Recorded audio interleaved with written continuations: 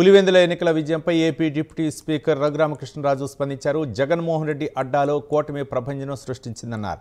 డిపాజిట్లకు కూడా నోచుకొని ప్రతిపక్షం కాకులు దూరని కారడివి, చీమలు దూరని చిట్టడివి అని చెప్పుకునే పులివెందుల్లో కూటమి విజయం సంతోషంగా ఉందని కొనియాడారు. పులివెందుల్లో కూటమి ప్రభుత్వం విజయంతో టోటల్ సంఖ్య 11 వచ్చిందని, ఇప్పటికైనా జగన్ అహంకారాన్ని విడిచిపెట్టాలన్నారు. ప్రజలు చైతన్యవంతులై ఓటు రూపంలో విజయం అందించారని, జగన్మోహన్ రెడ్డి తన స్థాయి మరిచి మాట్లాడుతున్నారని డిప్యూటీ స్పీకర్ రఘురామకృష్ణరాజు ఆరోపించారు.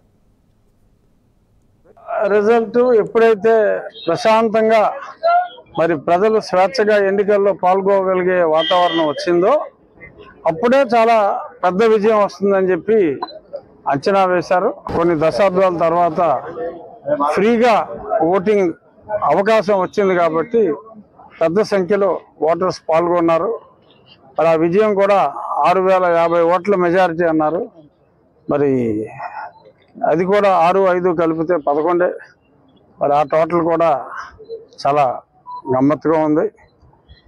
ఈ విజయం అయితే ఖచ్చితంగా ఊహించిందే, కానీ డిపాజిట్ కూడా రాకుండా పులివెందుల్లో మరి కూటమి విజయం అనేది అది నిజంగా మళ్ళీ వచ్చేస్తున్నాం,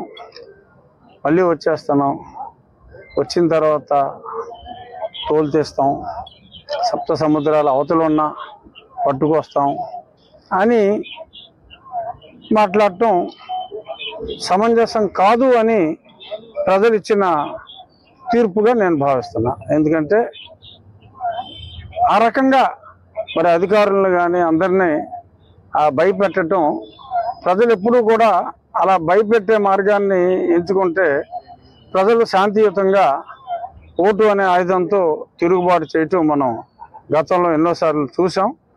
అటువంటి సోషల్ తిరుగుబాటు ఓట్ల రూపంలో అక్కడ పులివెందుల్లో కానీ ఒంటిమిట్టలో కానీ చూపెట్టడం జరిగింది. రిజల్ట్ ఎప్పుడైతే ప్రశాంతంగా మరి ప్రజలు స్వేచ్ఛగా ఎన్నికల్లో పాల్గొగలిగే వాతావరణం వచ్చిందో అప్పుడే చాలా పెద్ద విజయం వస్తుందని చెప్పి అంచనా వేశారు. కొన్ని